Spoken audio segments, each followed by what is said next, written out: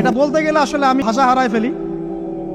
তারপরে বলছি আল্লাহ পাক আমাদের সবাইকে হেফাজত করুন, আমিন।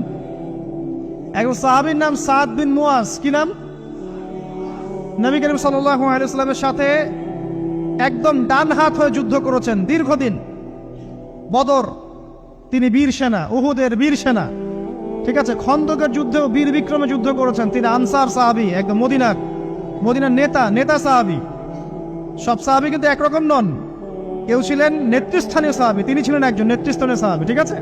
সাদ বিন মুয়াজ নবী করিম সাল্লাল্লাহু আলাইহি ওয়াসাল্লাম এত ভালোবাসতেন তাকে, এত ভালোবাসতেন যে তাকে নিজের মনে করতেন যে সাদ বিন মুয়াজ আনসাররা আমার নিজের। চারটাখানি কথা। এই সাহাবীর খন্দকের যুদ্ধে এই যে হাতের এই দিকে, সম্ভবত হাতের এই রগের মধ্যে একটা তীর এসে লাগে এখানে, এবং তীরটা তিনি বের করতে গিয়ে রক্তটা ছিঁড়ে যায়। এরপর ফিনকি দিয়ে রক্ত বের হওয়া শুরু হয়।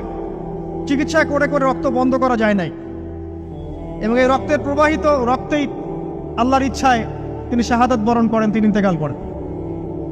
নবী করিম সাল্লাল্লাহু আলাইহি ওয়াসাল্লাম প্রচন্ড ব্যথিত হন, মানে মনটা তার খুব নরম হয়ে যায় সাদ বিন মুয়াজ রাদিয়াল্লাহু আনহুর জন্য। তো এই সাহাবীর যখন জানাজার নামাজ পড়ানো হচ্ছে, নবীজি বলছেন 70,000 ফেরেশতা তার নামাজে অংশ নিয়েছে।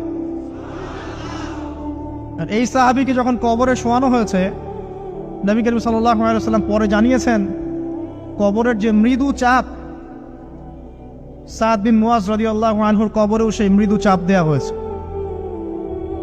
আমি কি বুঝাতে পারলাম ভাই? আমাদের কোনো দাম আছে এখন?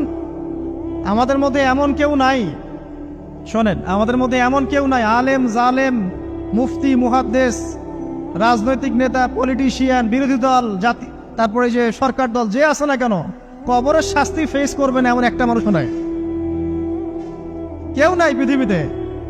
এই যে আপনি দেখছেন ওই যে কি ইসরায়েলের প্রধানমন্ত্রী, ওই রাশিয়ার প্রধানমন্ত্রী, ওই চায়নার সভ্যতা, পশ্চিমা সভ্যতা, এমন কেউ নাই পৃথিবীতে এখন যাকে কবরের শাস্তি ভোগ করতে হবে না।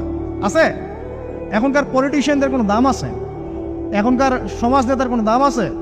এখনকার সুদখোরদের কোনো দাম আছে? এই ঘুষখোর দুর্নীতিবাজদের কোনো দাম আছে? আমরা যারা কাঠমোল্লা হয়ে আছি আমাদের কোনো দাম আছে? সাদ বিন মুয়াজ রাদিয়াল্লাহু আনহু যদি কবরের শাস্তি তাকে না ছাড়ে, প্রশ্নোত্তর পর্ব তাকে না ছাড়ে, আমরা পার পাবো? নবী করিম সাল্লাল্লাহু আলাইহি ওয়াসাল্লাম বলছেন সূরা মুলক তেলাওয়াত করো রাতের বেলা, ইনশাআল্লাহ সূরা মুলকের তেলাওয়াত কবরের আযাব থেকে তোমাকে বাঁচান। আর আমাদের তো ভাই কবরে সবাই সাথে যাবে না, গার্লফ্রেন্ড যাবে না, বাপ মা ভাই বোন সবাই যাবে না।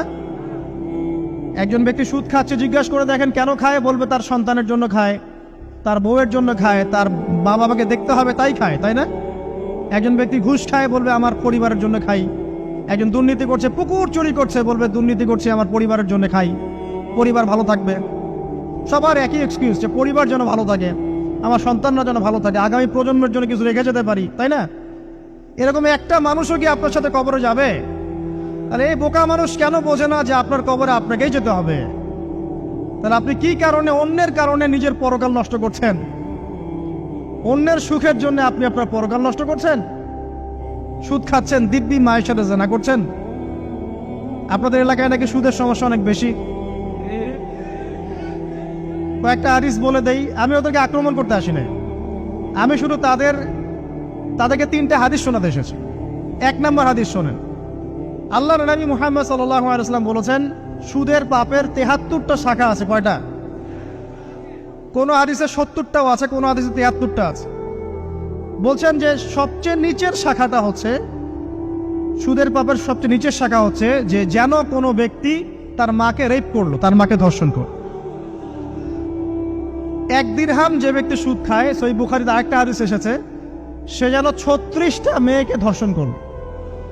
আর আমি একটা কথা বানায় বলছি না, যদি বিশ্বাস না হয় কওমি মাদ্রাসা আছে, আলেম ওলামা আছে, গিয়ে বুখারী খুলতে বলেন, পড়তে বলেন, তাহলে একবার পড়তে বলেন, দেখেন যদি না থাকে তাহলে আমাকে এর সাথে থাপ্পড় দিয়ে দেয়।